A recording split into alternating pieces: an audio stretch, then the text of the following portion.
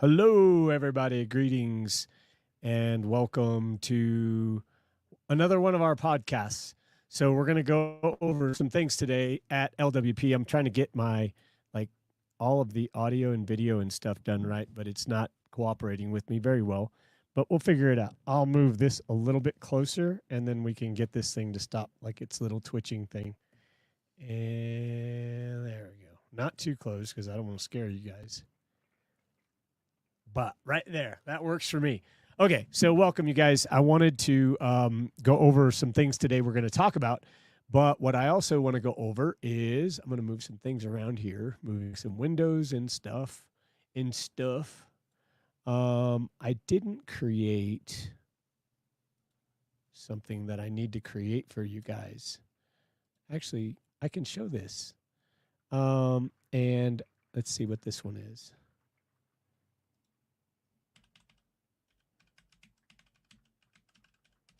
So I'm going to go ahead and put this one in there so you guys can see. That is going to be our website. And then we'll have, I'm going to be talking about a few things today. One of the things we're going to be talking about, first of all, is Lisa, or is it Lisa? Let's just say Elvis Presley's granddaughter is suing to stop a foreclosure sale of the late singer's historic Memphis home. Now, this is a CNN article, and I have the, let's see, where is the, actually, you guys can just look it up. Look it up on CNN. Sorry, I don't mean to be rude like that, but I don't have it directly in front of me. I just have the article itself, what it read. But the article says, it just basically says that Danielle Kylie Keough. Now, that is a giveaway to me, okay? When I see that, the name, it doesn't say anything. It says an individual's name. The granddaughter of Elvis and the current owner of the property was able to get a restraining order against any sale before a court rules on her application for an injunction according to court documents obtained by CNN, okay? That's what it says. Keough filed a lawsuit this month stating that last year, Nuassany, Nuassany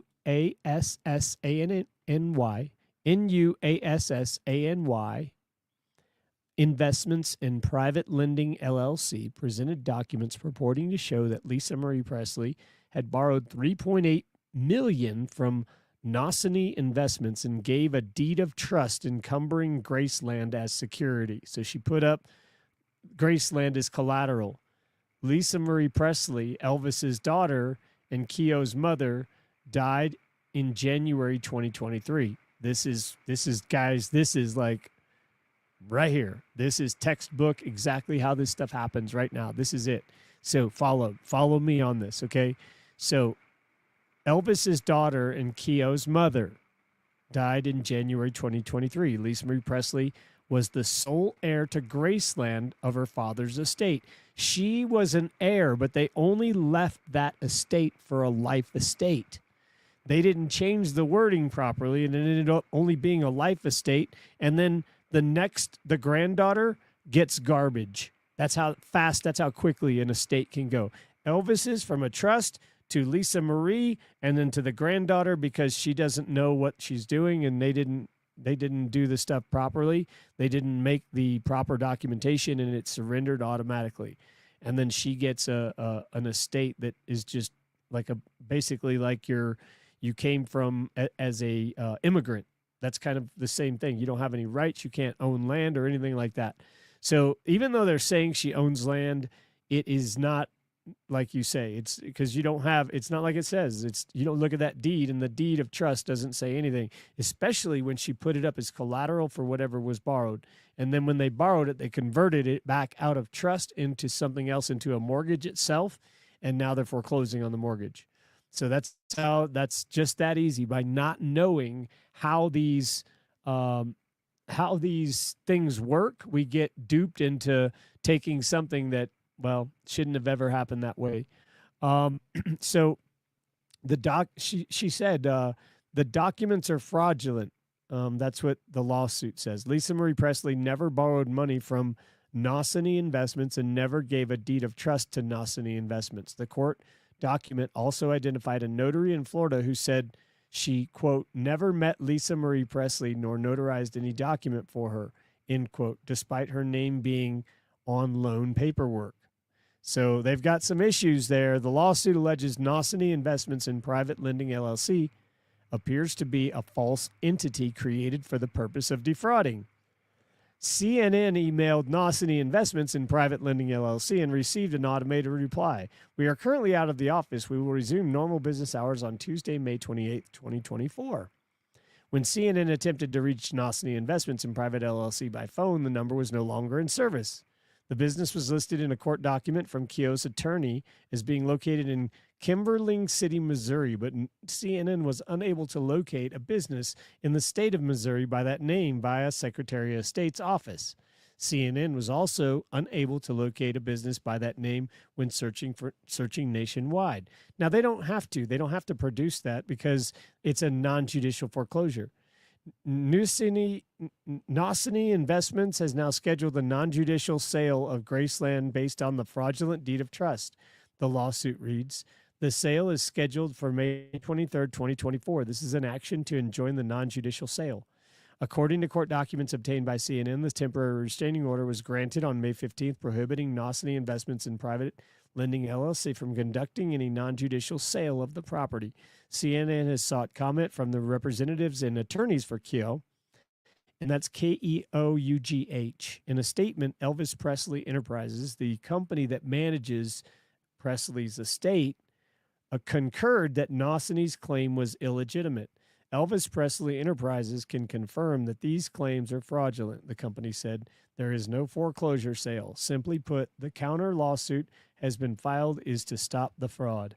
Graceland is one of the South's biggest tourist draws for the years, was the nation's second most visited home after the White House.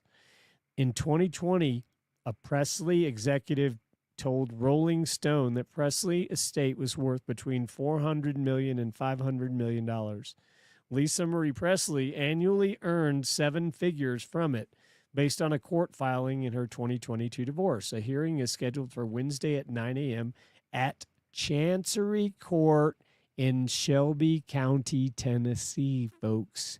Chancery Court. You see, they are righting a wrong. The law says, well, the paperwork is the paperwork, and it is what it is. And that's what they've got. They've got stuff on the law side that says it. But guess what? The law's not going to fix the wrongdoing. The law can't fix the wrongdoing because the law doesn't have that ability.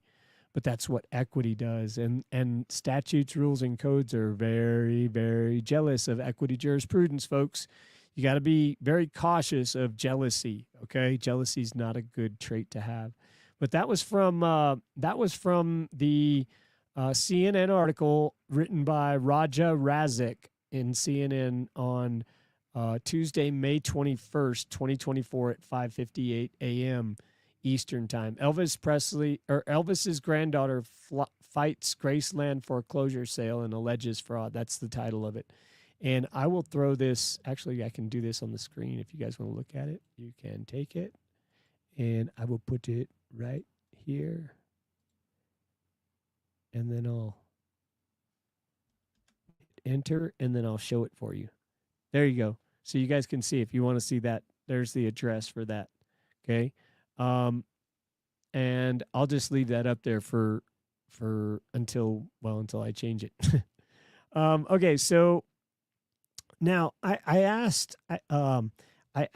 was inquiring into other things because I wanted to know what record there was anywhere on the internet where I could find prior foreclosures on Graceland or any other thing that exists.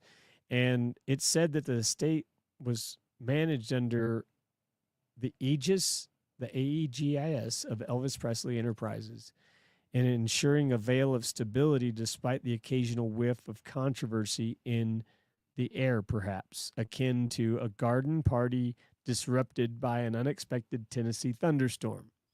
The narrative twists and turns as Daniela now contends with shadowy figures in a battle that might decide the future of the iconic home. And this legal drama unfolds. One's reminded of the complexities and the enduring spirit of the Presley legacy, continuing to captivate and enthrall like the King's music itself. And moving over to our next topic, guys. We have a few good topics here today.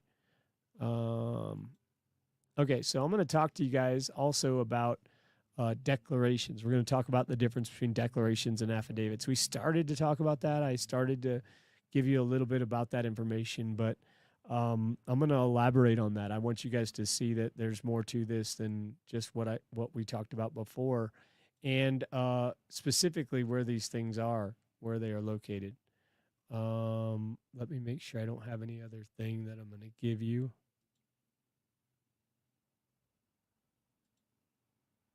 Nope. Okay, cool. All right. So the declaration are both declaration and affidavit. They're both legal documents. Okay. They're both involve a person either swearing or affirming to the truth of the information contained within it. But there's some differences between these two statements. An affidavit is a written statement that is made under oath. Okay, it means that the person signing it has sworn before a notary public or another authorized officer that the contents of the document are true and to the best of their knowledge. Now, when you guys are getting notaries, when you're getting a notary for your name and they're asking for your ID, you're showing a trustee ID card, and that's another trustee within the same company saying, hey, this is the same agent that is the same person that's saying they're the agent that sits in front of me. That's all it is. It's like you being a person in the company that goes and verifies everybody that comes to you with a company ID card, and you sign to say that they brought a company ID card to you. That's all a notary is, folks. That's it. That's all a notary is. That's why they say two witnesses, one or two witnesses, two or three to establish a fact. So another witness and yourself is two witnesses. Two other people is amazing, because you don't have to have the notary. You have to have the two people that are willing to stand up and open their jabber jaws to convey the same message that a notary would do if they came in and were to speak up under the oath, right? That's the only difference. Okay. So I'm going to turn this off here, and I'm going to turn this on so that people can see where we're at. Okay. So that's what the affidavit is, meaning that you're taking it under oath. Now, you can be a civilian and doing things under the same pretenses. Now, I'm going to give that to you. That is under, and I'll put this on here too. It's under 28 USC 1746 subsection 1. Okay. So this is, I'm going to add this. There you go. 28 USC 1746 subsection 1. Title 28 USC 1746 subsection 1 says that it's without the United States. So you guys can make a declaration without the United States. You don't have to swear under oath. You make it without the United States. The United States is a company. So if you're making an affidavit or you're swearing something within a company, then it would be under, 28 USC 1746. 28 USC 1746 subsection 1 is without the United States. So that's what you guys just want to opt to. And if you want to write it somewhere else that to make that clear, that point clear, then I would not blame you for wanting to do that, because that certainly reaffirms what you're trying to convey in a message anyways. And this, what I'm teaching you guys is how to keep a message clear. Because if a message can be interpreted more than one way, and it can be disadvantageous to you, or maybe more advantageous to someone else, per se, should I say that way, then the odds that have been created surrounding that matter are going to be more favorable towards you losing something, because you don't know what is happening. I have people a lot that come to me, and I know I'm forgetting something. I know, but I got a reminder here. Actually, I do have something for you guys. Um, I have a really quick. I'm going to stop here really fast. If you guys could just help me remember where I'm at, and I will check you guys out in the chat. So, but I'm gonna also give you guys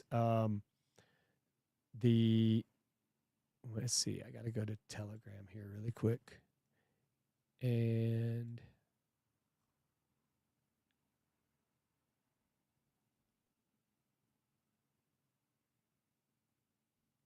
okay, I got.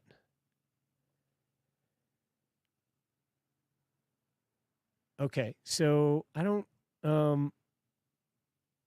I was told that it was in my inbox. I don't see it in my inbox. So if you send it in my inbox, it's not there in my Telegram. I need it in my Telegram if you want me to show people. So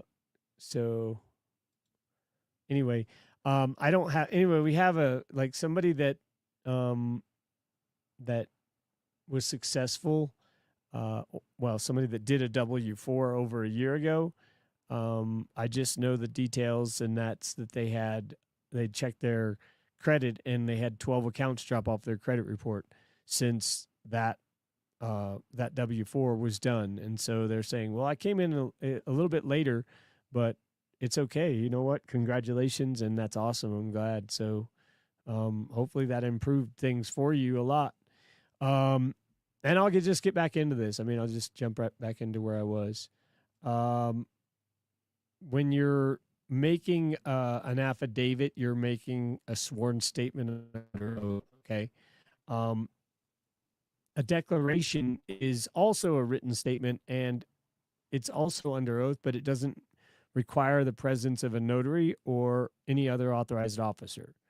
The person signing that document simply states they swear or affirm its truthfulness, and you get your witnesses. And declarations are often less used in less formal proceedings and can be submitted as evidence in court, although they can carry slightly less weight than an affidavit.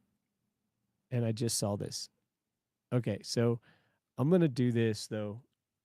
I'm going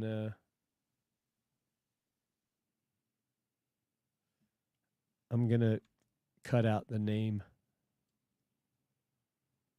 Oops. I need to wait. Hold on just a second, guys. I'll get it for you in just a minute and I'll show you.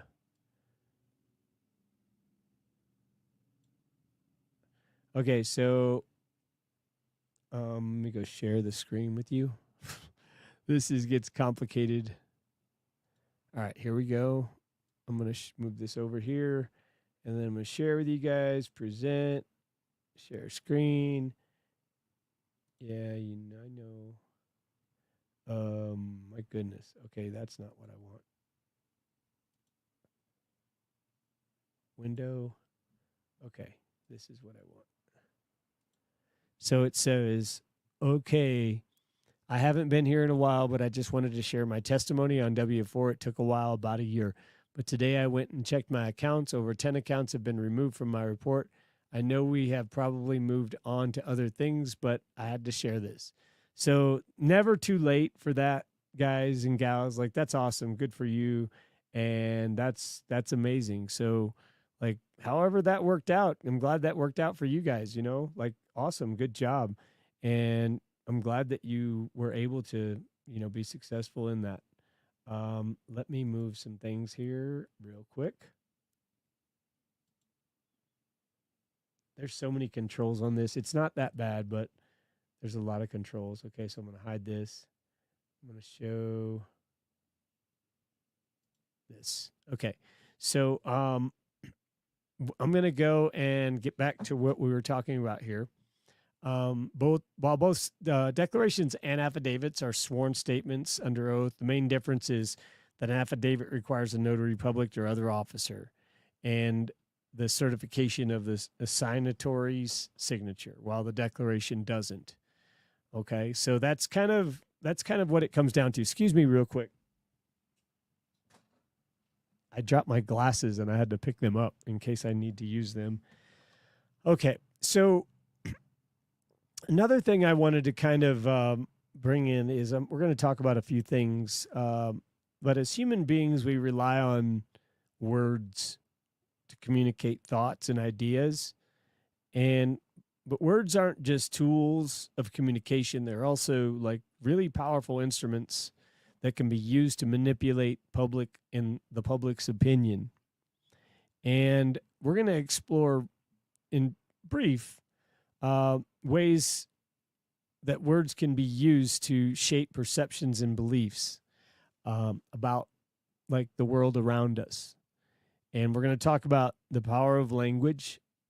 Um, you know, the language that is conveyed um, through communication. With if that is not fully comprehended when it's conveyed, then we lose meaning of important things.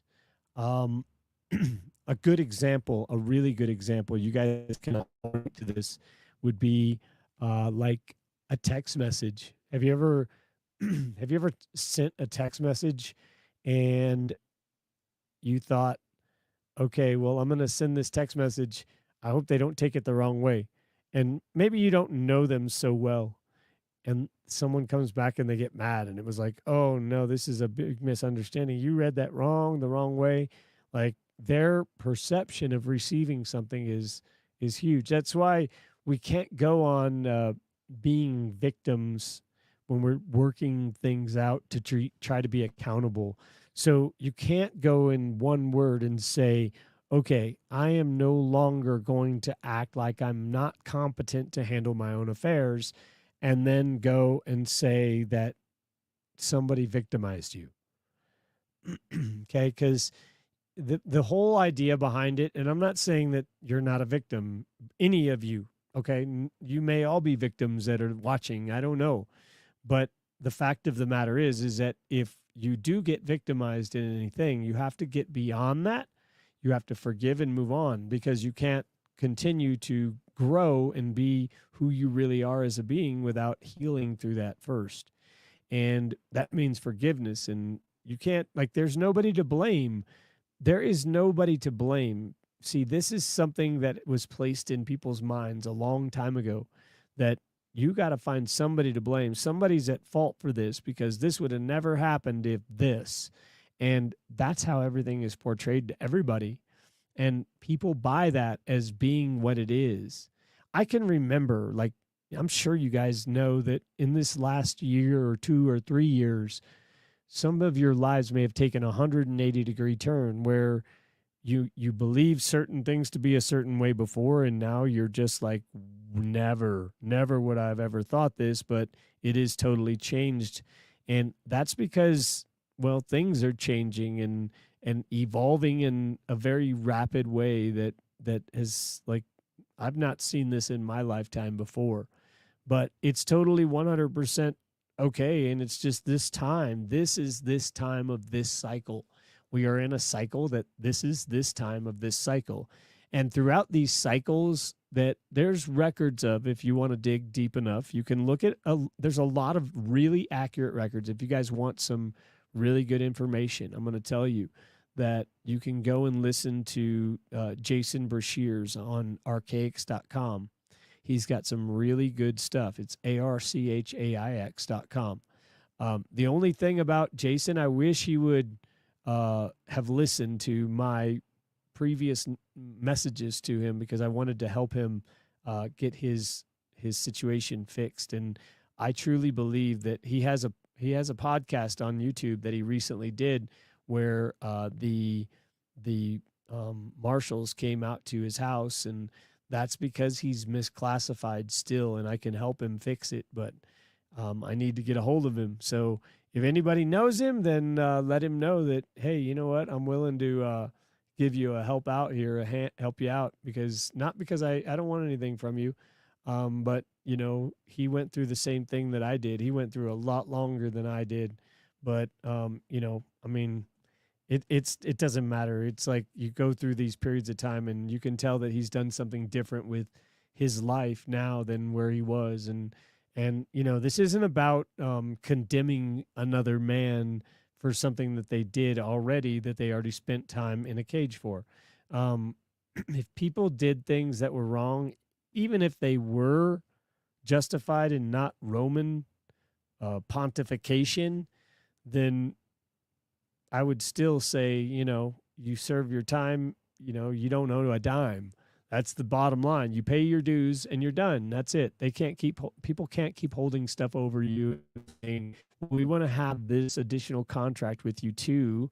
You know, that's not okay. And then using guns and threats of more uh, incarceration or locking people up in a cage is not a resolution to anything, folks. I'm just telling you, locking people up is not helping anybody. If you guys think that people are, you know, getting punished for stuff, they're not.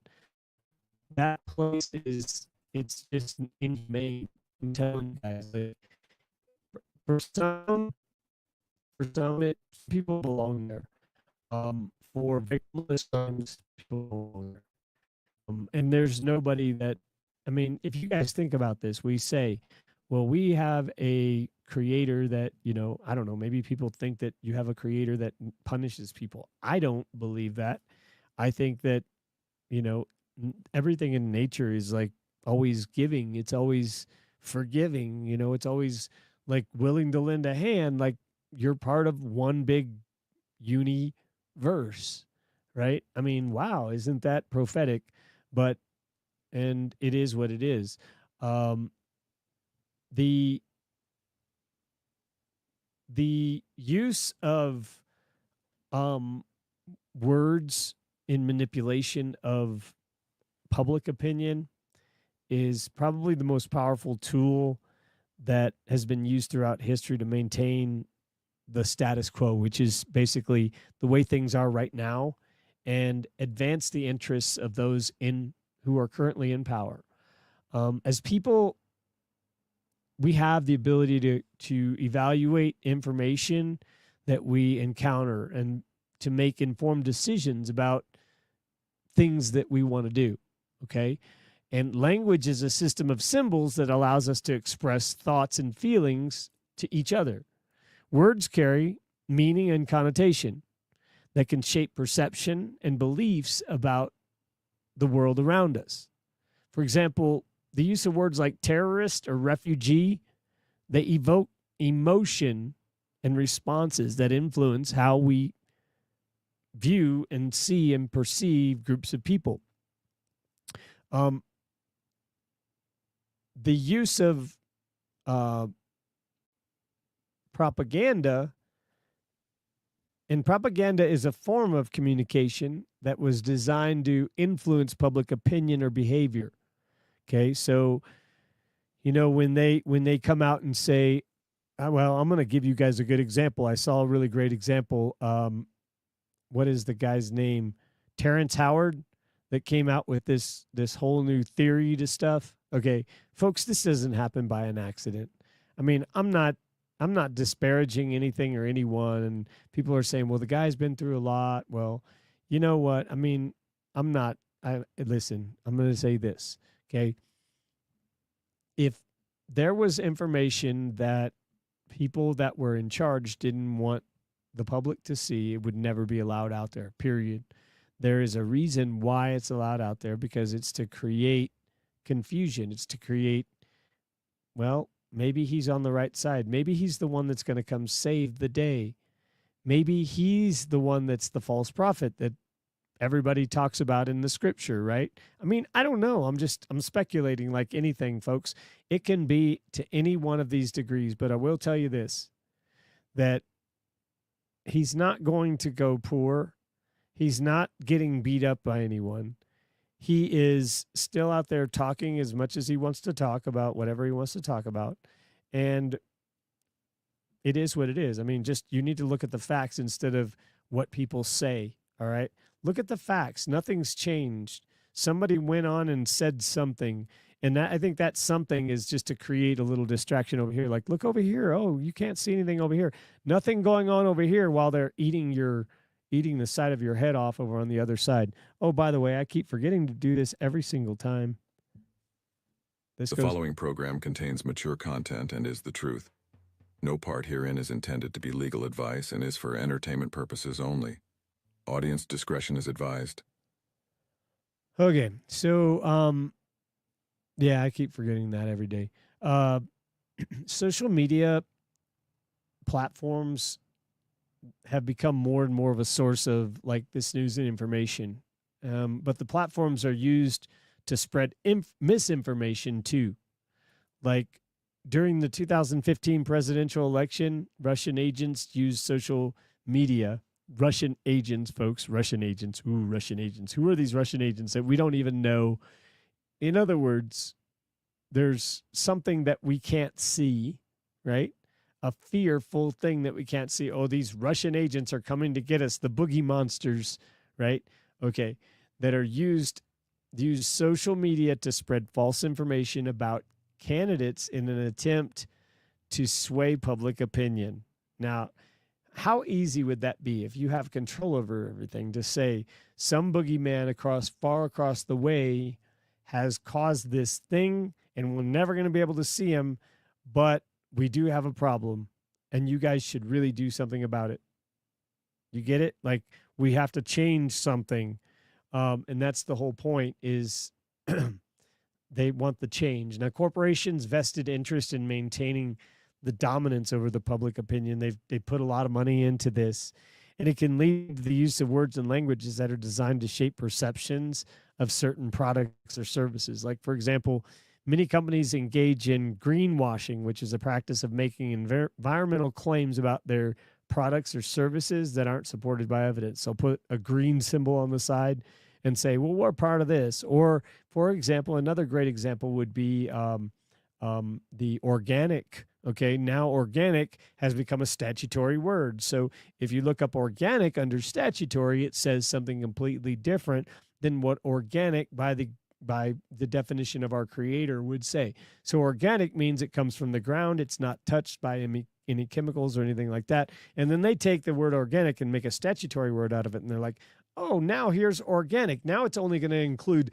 a list of these toxic chemicals, but it's not the same as the organic over here. It's just the new organic, which is the new world organic or new world order organic brand. So that's what you're getting. You're getting a modified, genetically modified brand that is by the same name. Just like, for example, folks, law and equity.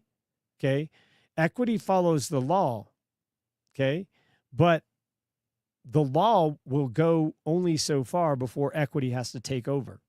And people are not getting remedy because they're stuck in law and they're trying to they're trying to do things in law when they don't understand the paradigm and the problem. Many of these, I see many posts around too on social media, since we're on the topic, where people are, wondering, why are people incarcerated? Why is there not this? Why is this not happening? How come they weren't given these rights? How come there was no disclosure of this? Some of these things.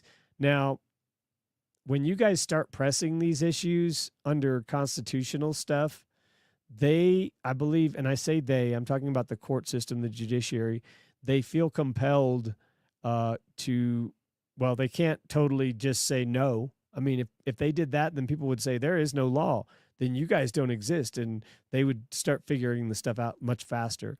But if you have issues where, you push something financially to the limit and you say, okay, well, if we let anything more out of this, then, they're going to bring it into public. It's going to cause this. So we're just going to cut our losses right now. This is all financial decisions, folks. It's all about accounting, and it's all about doing numbers, because there's no money as we know it anymore.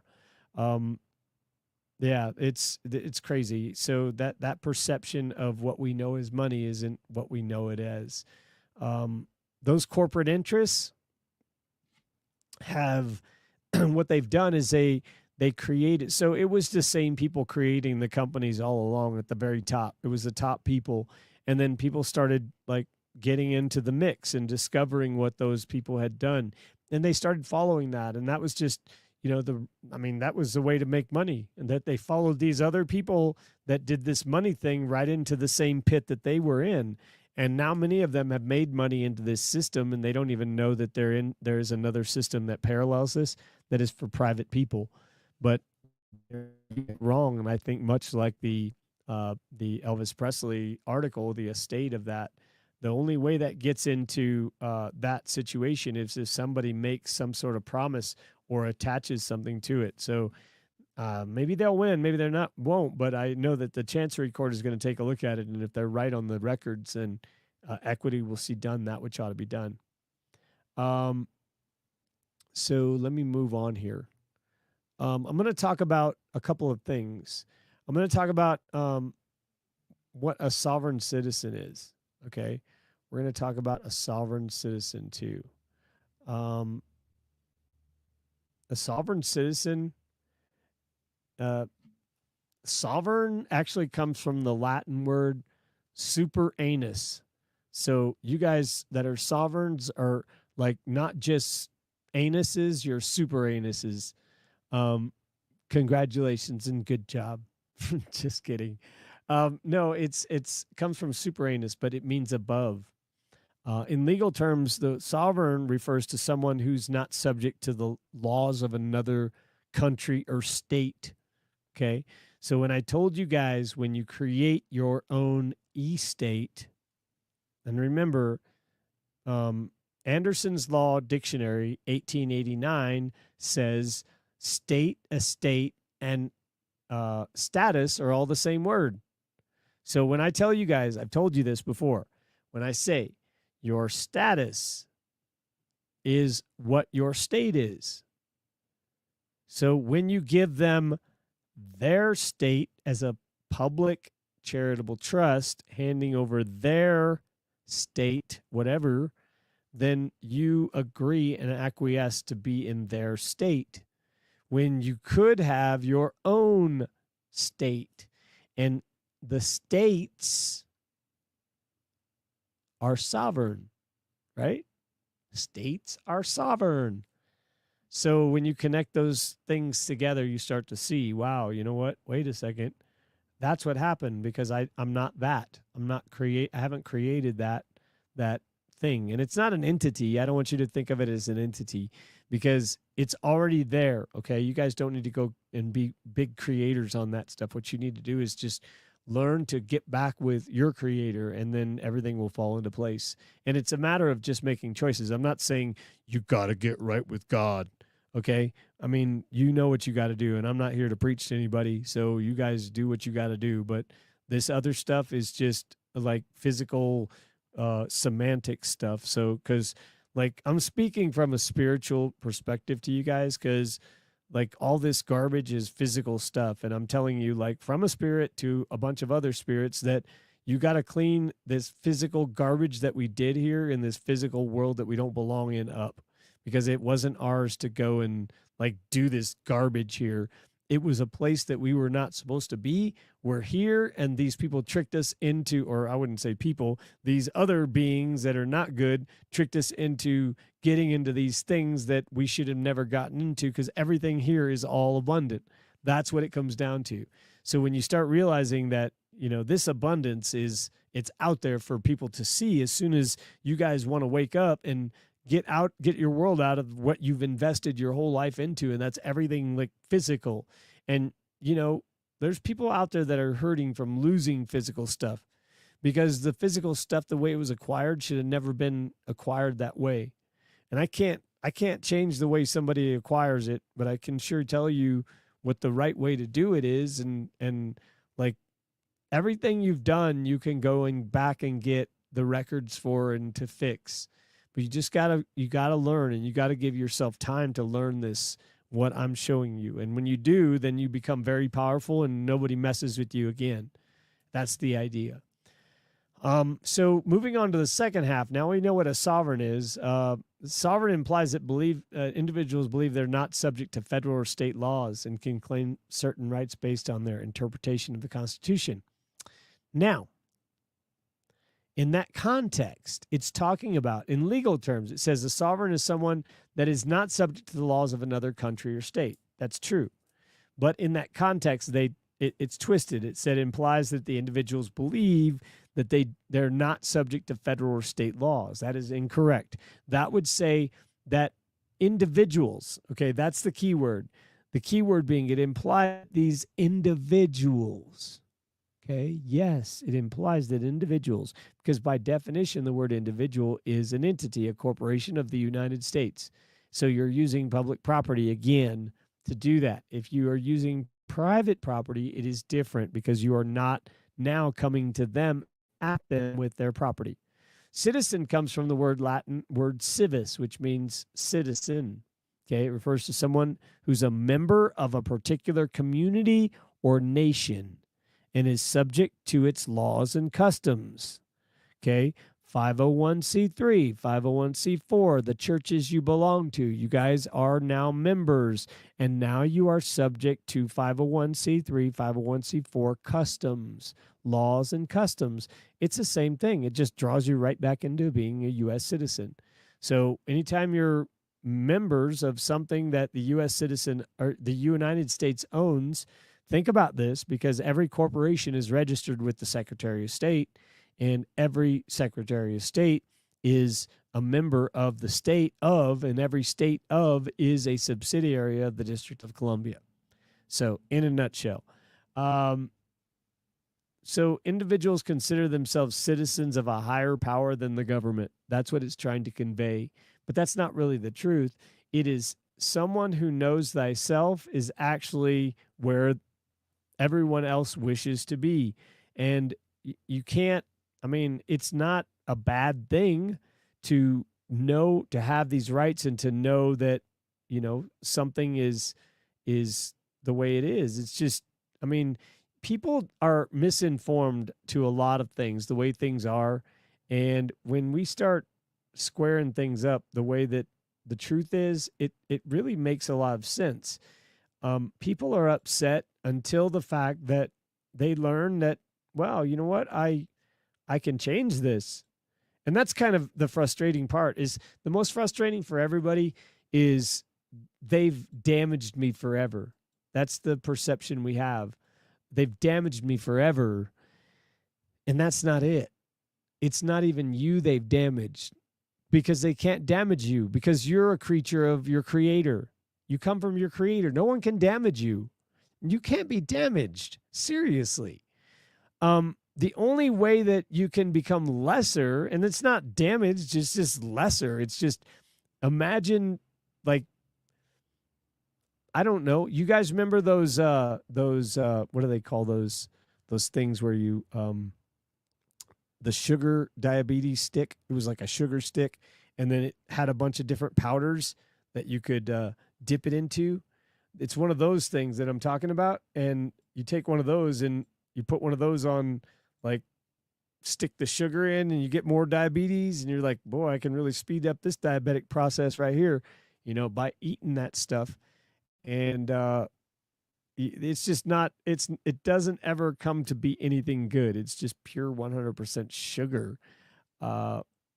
It's not conducive to anything positive. So, you know, the whole point of what we're trying to accomplish is to make a change in a positive direction. And when you guys understand, or comprehend, should I say, for a choice of better words, that you have the rights under whatever umbrella you choose to be under, you have those rights under that umbrella. It's when you choose the wrong umbrella by not knowing something. And when someone says something, they imply that you're under this umbrella. If you don't restate it, you might think you're under that umbrella, but by your answer, you're actually under the other one. And that's where we got to, like, be careful. And that's where we have to just learn and continue to learn who we are. So, yeah, so that's pretty much it for the sovereign citizen. Sovereign citizen really is not a word. It's actually a fiction at law. because you can't have a citizen who is a member of somebody be also sovereign and one of themselves, because you can't have a member who's also independent. You get it? That's where you guys, I mean, you look at people crazy, because you should, if they say sovereign citizen. Um, that's like, well, are you a jumbo shrimp? Is that possible? Really? I mean, and you just explain it. I always say that. Do you know that isn't a real word, right? Like, a citizen is a member of a group of people, and a sovereign is independent. So how can an independent be a member of a group? You're either independent or you're sovereign. You're not both. Okay. So I'm going to talk a little bit about, briefly, for those that are interested, in the postal ink stamp, the cancellation stamp. You guys know when you go to the post office, and I haven't talked about this in a class in a little while, but I will talk about it, is that the postal stamp that they have behind the counter, they have a red stamp that sits behind the counter. And that postal stamp is a jurisdictional stamp for whether you are in the public or in the private. Okay. When you guys are doing postage, you can't do, I'm going to tell you again and again and again, you cannot do their Pitney Bowes like stamp that just ran through it. Maybe I have one. Somebody sent me something very recently. Okay. So yeah, you can't do this. You can't do that. Here, let me show you. Let me cover this part up here. I mean, I can show you guys part of it, but I don't want to show everybody my address. So you can see that. You guys can see that. So it says it's addressed to the Patrick Neal Marino Trust, which is the trust that I am in charge of. But it's got the Pitney Bowes, see right over here. That should not be there. That's an electronic stamp. See what these guys do, and this is what took me a long time to understand this, is they took this, instead of having valuable consideration, they created up an accounting now, and just they're like billing it to an account. That's what that is, instead of exchanging something for lawful money. So you guys, what I do, I'll tell you what I do when I go to the post office. I usually know now it's like $17 for me to send something registered mail, depending on what it is. So I'll take $17 in stamps and I'll bring them with me. Before, what I used to do is I used to go into the post office. I would find out what I'm sending, by what method, and I would go up through the desk. I would go through the office and I'd say, so how much is that going to be to send? And they'd say, it's going to be this. And I'd say, okay, great. Can I get that much in stamps? And they'd say, they'd look at me funny. They'd say, yeah, do you want to just get stamps for it now? No, I'd rather get the stamps from you, and then they'll sell you the stamps. So you buy the stamps right there, and then you take them back into the post office on one of the tables, and you add them onto your label, and then you go stand back in line, and you go back up, and they're probably the same person. If not, you just say, I'd like you to cancel all of my stamps, and I'd like to send this registered mail. And you get a receipt for what you sent off, because those stamps represent lawful money. And now you have your own postages paid on your own transaction. And if you send it over, if you put over $20 on there, then you are sending it private under your own registered information. So that's just a tidbit of information. $20 in common law proves that you're not a pauper or a poor person. Okay, that's what that means. So those things are very powerful. But those cancellation stamps are jurisdictional. If you look on those cancellation stamps, it has a date and a time, right? So now you're under a different jurisdiction when you do that. See, remember, these courts you're dealing with, folks, are different. All these things that you do have different jurisdictional marks on them, but you got to pay attention to what they do and what they mean, because every single one of them is different. Okay. That postal ink stamp is called a cancellation because it's basically played a huge role up until the mid 19th century. But different methods of stamp usage, like pen and ink markings or wax seals, were used. But as they became more popular, postage stamps and mass mailings during the Industrial Revolution, a more efficient method for canceling the stamps became necessary. So in the U.S., the first postal stamp machines were patented in 1853 by Henry Chapin, Chapin. And the machines were rubber pads dipped in ink to create the imprint of the postage stamp that rendered it usable for future mailings. And over time, the cancellation systems evolved into more advanced and efficient mechanisms designed to cancel multiple stamps simultaneously while using incorporating methods to design elements such as date stamps or location markings. And the use of postal ink stamps wasn't limited to government postal services and extended to private carriers as well. Private courier companies that emerged during the late 19th century to later in the growing demand for mail delivery often utilized their own unique cancellation marks to differentiate themselves from competitors and maintain control over their shipments. So it was something that had been used.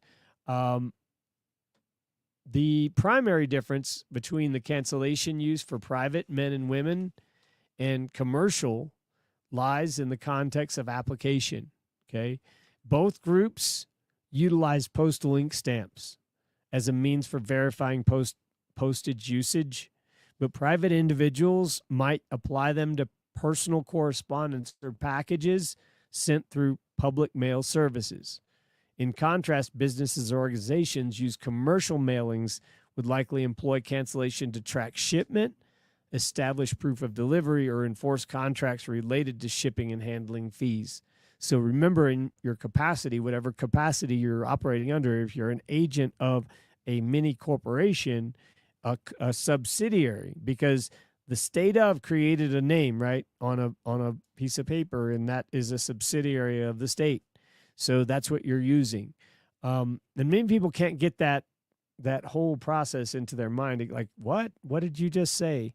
That's exactly what happened. We become the surety for a stranger because we're not even, using what the Creator gave us. And I say Creator because, your mom and dad thought of the name, right? But did they write it like that? If they didn't write it like that, then it's written wrong, and it's not the name. It's not the same.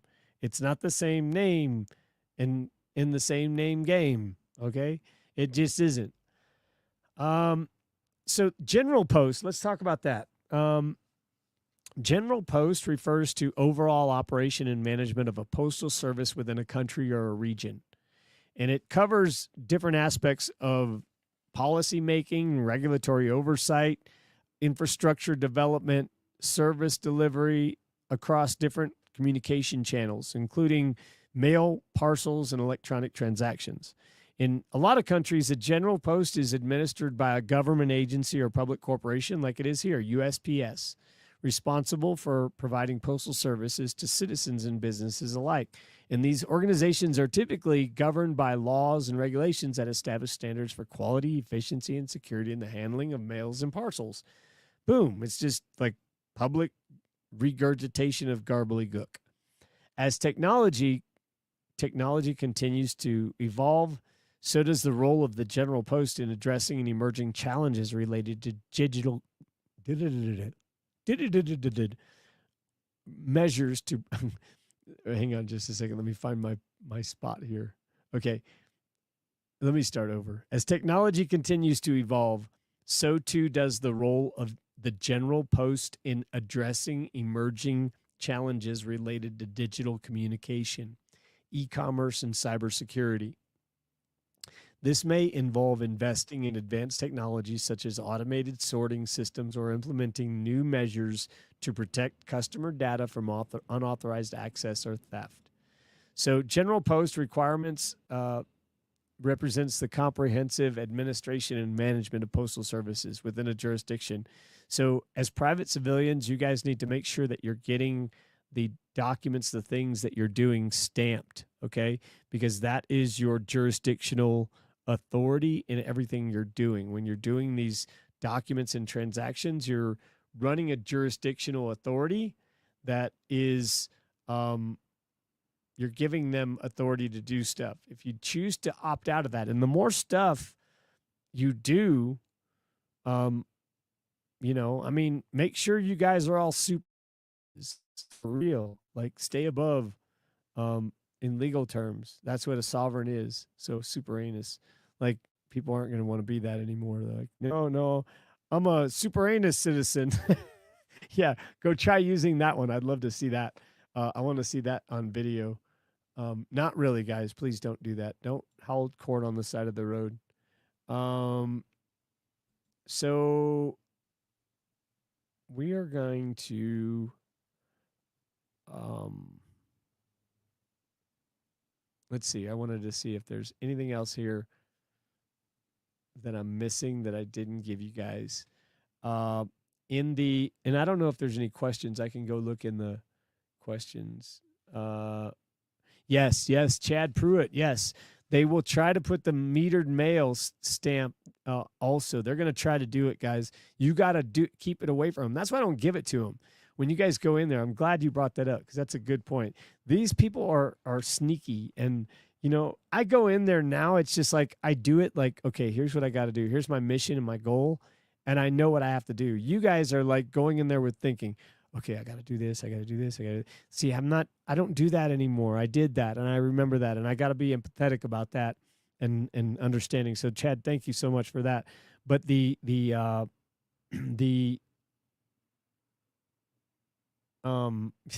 I'll talk about this in just a second. But the the postal people will try to run it through stuff. They try to do it as, I mean, efficiency. I get it. They try to do it as efficiently as possible. But the other thing too is when you guys are paying for things, I always tender payment for stuff there in silver. I always tender for silver, and I have a receipt for that. So if you guys don't know how to do that, you need to learn how to do that. You need to reach out and learn how to do that because I can't teach that on like YouTube. YouTube won't let me teach that. But I can teach it to you, and we teach it in the classes. So that's something that you're gonna need to learn how to do because you can't. You guys, I just saw there were things in here that people were talking about imperfect gifts, but you know what? Imperfect gift, it's okay. An imperfect gift is what you were been given, folks. It's not. This isn't your fault. None of this stuff is your fault. You've been given a bunch of imperfect gifts, and what do you do with those? You keep making more imperfect gifts because that's all you were taught to do. But like, change your thinking, change your thought, change your process, and just move that around. Once you amend that, then you become in the right category, in the proper category. And I tell you guys a lot of things that are very honest, and I may not make sense to you guys, but when you learn, and I'm telling you, I speak to you like somebody that is teaching someone a language, because I try to speak it just like you're going to hear it and what it means, just like in everyday language. I try to throw in little things here along the way so you're not just lost like I'm speaking another language to you. I try to paraphrase things. If there's stuff that I don't, I'm not including, I want you to leave a message and have me explain if I need to elaborate on something further. Absolutely leave a message in the comments, and I'll get back with you guys because I want to see, I want to know what's happening. I want to know where you guys are. I get messages. I know I got a message very recently for someone that has a court hearing, and they talked about how they had a court hearing that, like, when you get into a court hearing, all right, so you get pulled over, and then they're like, well, you have this in your car, or you have that, or whatever. Well, let's understand it first, okay? You were a member of a group of people, and you became a member by your participation, by not knowing how to not participate, and you participated and didn't tell anybody anything. And so now you have this thing that was a little thing that maybe you couldn't pay because they couldn't tell you how to pay, and you didn't have the money because there is none. And so now you're stuck in all these situations that you don't understand. It's a matter of just sitting down and breaking down exactly what happened, because there's a truth behind all of this. This is the knowledge that when we bite into the apple and we take the temptation of the physical things that are offered to us, we end up if we don't know how to manage that, we end up in a bondage situation where we give up our creator and we go under like obligation to another third party that has nothing to do with spirituality or goodness, or it's all usury. And well, I mean, it's the root of the word usury is use, right? So like you're getting used, and that's usurpation as well. You're usurping your authority, and you're basically losing your authority. You're settling for something different and giving them the title to like holding control. And they're doing all of the accountable stuff that you can do and you should be doing, but you didn't opt to do that in the beginning. And because of that, well, now you're in a situation where you've got to go back and try to figure out what happened and why and what you can do to fix that. So I appreciate all you guys for coming out today. If you didn't, if you guys could, I don't know why, I feel like compelled to tell you guys to, if you liked the video, put a like up there. If you didn't, then, well, okay. I'm cool with that. I still want you to have a great day. And you guys, if you have anything that you guys want to talk about or care to talk about or care to like drop information on or whatever, just reach out and we'll get a hold of you guys and talk about stuff. We're always talking about things, but this is like right now, this is a thing because we have the time to do it right now. This is not going to be something that is going to be, we're going to continue to, I can't, I don't know how much, I only have so much time, but I'll keep doing what I can do and I'll keep giving you guys like the best of the best. And we will have I'll see you guys again tomorrow on the same platform. So you guys have an amazing day. I appreciate you very much. I send you much love and energy. And with that, I yield.